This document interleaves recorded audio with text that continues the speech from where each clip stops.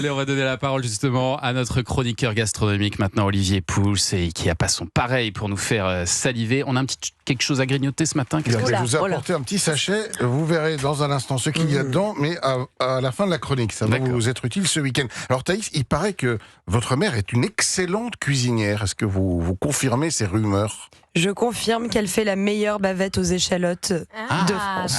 Intéressant. Vous savez quoi ? On va en parler, parce que c'est vrai que les relations mère-fille, c'est quelque chose que vous abordez très souvent dans vos films, et c'est vrai que la cuisine, c'est aussi un pont entre les générations, entre les mères, les filles, mais aussi les pères, les fils, les grands-parents, les petits-enfants. Tout ça, ça ramène des souvenirs, les odeurs, le parfum, les moments passés ensemble, un poulet frites du dimanche, un riz au lait ou un onglet à l'échalote, effectivement. Alors, il paraît que le vôtre est l'un des meilleurs qui soit sur la place de Paris. Je ne l'ai pas testé. Un plat traditionnel de la brasserie française. Je vais quand même essayer de vous donner, sous votre contrôle, quelques règles à suivre pour réaliser chez vous ce week-end cet onglet à l'échalote de compétition. Alors, la viande, tout d'abord. Bon, l'onglet, c'est une pièce dite à fibres longues. Comme la bavette, c'est une viande qui est assez tendre et goûteuse. Il faut la saler le plus longtemps possible avant la cuisson. Ça va aider à bien la croûter. Ensuite, on la saisit dans une poêle. Déjà, il faut la sortir tôt, non ? Il faut la sortir un peu tôt pour la laisser remonter en température. On la saisit dans une poêle bien chaude avec un peu d'huile pour commencer. On la marque bien et on ajoute ensuite le beurre pour l'arroser. C'est ça qui va lui donner ce côté lustré, cette belle couleur.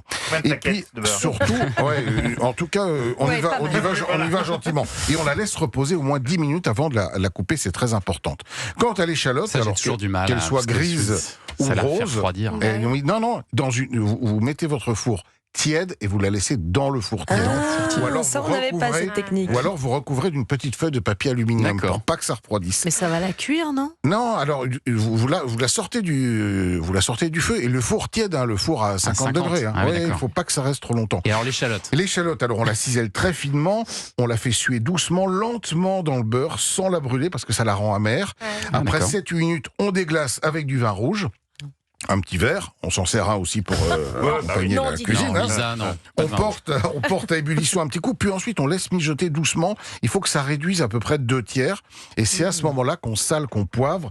Et hors du feu à nouveau, on lie avec une petite noisette de beurre pour lustrer la sauce. Puis il n'y a plus qu'à la verser dessus. Et regardez Thomas, je vous ai apporté les échalotes.